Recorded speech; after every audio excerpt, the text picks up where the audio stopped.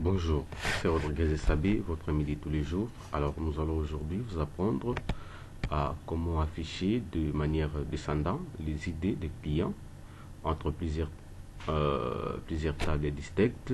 Alors, la question se pose. Je vais partir sur base d'un exemple. Par exemple, ici, nous avons un menu, ce qui fait en sorte que quand on enregistre un client qui s'affiche là, vous voyez que le pli acier s'affiche en bas et le pli récent s'affiche en haut, n'est-ce pas?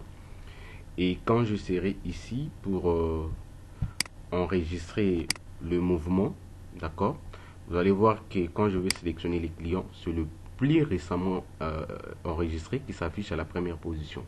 Et c'est exactement ce que nous allons vous montrer dans cette partie, parce qu'il se peut que dans une année académique, dira une période, vous puissiez enregistrer, n'est-ce pas, ces 4000 clients ou ces 4000 étudiants. Je ne sais pas, ça dépend de la gestion que vous êtes en train de travailler d'ici.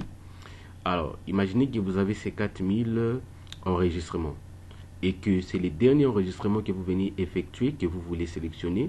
Il va falloir dérouler jusqu'au bas, n'est-ce pas? Mais quand vous inversez les choses comme ça, de façon ascendante, vous allez avoir désormais la possibilité, et même j'ai envie de dire la facilité, de sélectionner le client ou voilà l'étudiant le plus récemment utilisé. Alors, allons-y sur base d'un exemple. Par exemple, là, je vais dire le nom du client, c'est, on va dire Moutonwa. On va dire Moutonwa. Ok, Dieu merci. Adresse, je vais par exemple dire Makiso. Et là, le numéro de téléphone, je dis tout ce que je peux dire. C'est juste un exemple, ne me tenez pas rigueur. J'ai dit enregistrer. Vous voyez que les derniers clients s'affichent à la première position. D'accord? Alors, quand je viens ici pour sélectionner, n'est-ce pas? Quand je sélectionne ici, vous voyez qu'il est là à la première position. C'est exactement ce que nous allons apprendre dans cette partie. Alors, n'oubliez pas de vous abonner à notre chaîne pour bénéficier de ce genre de tutos qui, n'est-ce pas, vous appellent dans le plus haut sommet possible. Alors, nous allons faire simple. J'ai créé deux fichiers à ce niveau. Ne faites pas attention à ceci. Je crée des fichiers à ce niveau-là. Et aussi, j'ai créé des interfaces. Vous voyez, interface Tito et puis interface Tito 2. Je vais commencer par là. D'accord? Je vais commencer par là.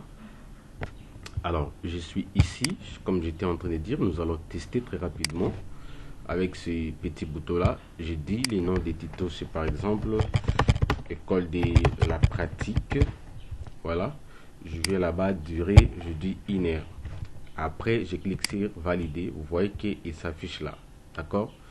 Je peux créer un deuxième tuto. Je dis comment réaliser une capture écran.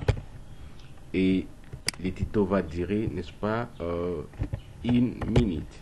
D'accord? On va dire 1 minute. Après, j'enregistre.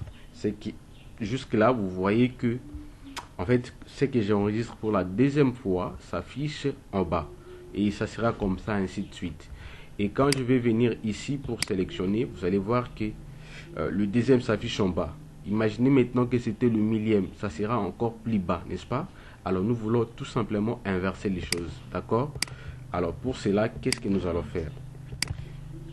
Vous devez rentrer au niveau de votre analyse. Vous double-cliquez tout simplement, d'accord?